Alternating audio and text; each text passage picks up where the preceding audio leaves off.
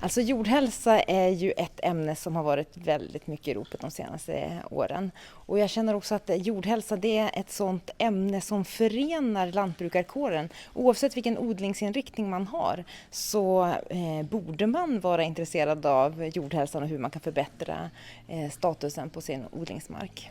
Ja, vi är här ett 100-tal och det är en härlig blandning av lantbrukare, rådgivare, några forskare.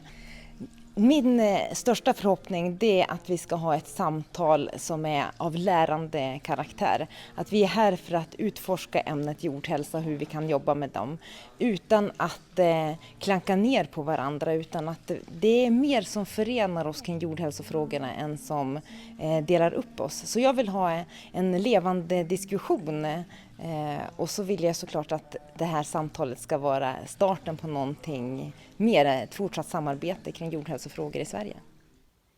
Vi är i en spännande början, det finns jättemycket att göra och jättemycket att lära. Men många är väldigt intresserade av mellangrödor och grön mark. Och det är en första väldigt bra start att komma igång med regenerativt lantbruk.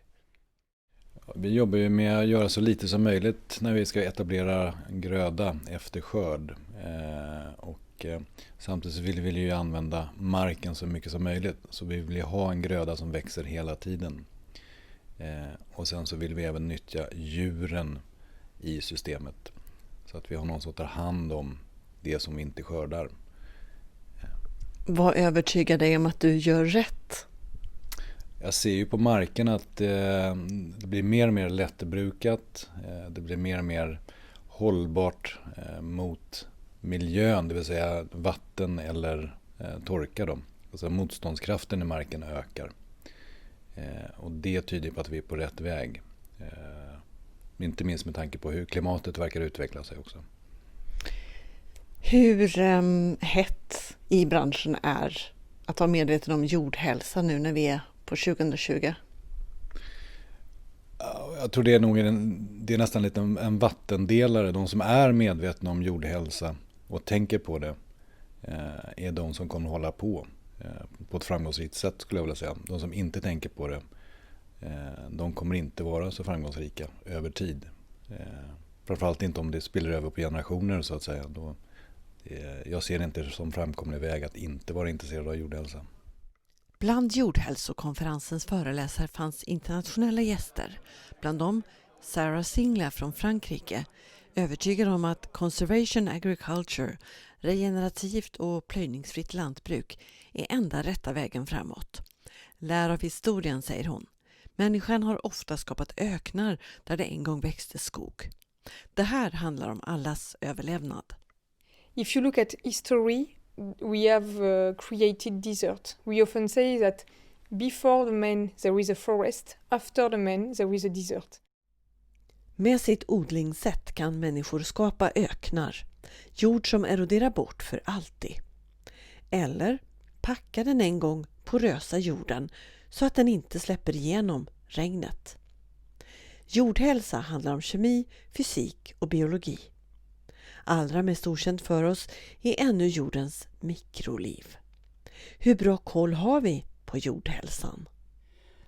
Jag tror inte vi har så bra koll om vi skulle ha någon slags monitoring över hela landet hur det ser ut. Och varför inte?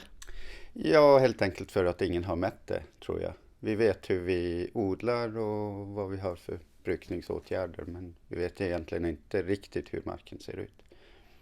Och vad kan det komma sig? För det är ju på något sätt grunden för allt. Man kan ju tänka sig att skulle man ha koll på något så skulle det vara hur jorden mår. Ja, alltså jag tror lantbrukare vet ju ungefär i alla fall hur jorden mår. Och de flesta i alla fall är mån om sin jord. Så de gör ju intuitivt rätt sak så att det blir bra för jorden. Jordhälsa för mig är egentligen, det är helhet. Att titta på att bygga upp jorden till att kunna leverera så bra den bara kan. Och kan jag förbättra jordhälsan och förutsättningarna för struktur, mikroliv, infiltration och så vidare, så kommer ju jorden att leverera en friskare, bättre gröda och en friskare och bättre bonde i slutändan. Jag tror att intresset har fått en väldig skjuts av de sista 2-3 åren. 2017 var väldigt vått i stora delar av Sverige och 2018 var extremt torrt. Så att klimatförändringen gör ju att vi letar i vägar framåt på ett annat sätt och i en högre hastighet än vad vi gjorde tidigare.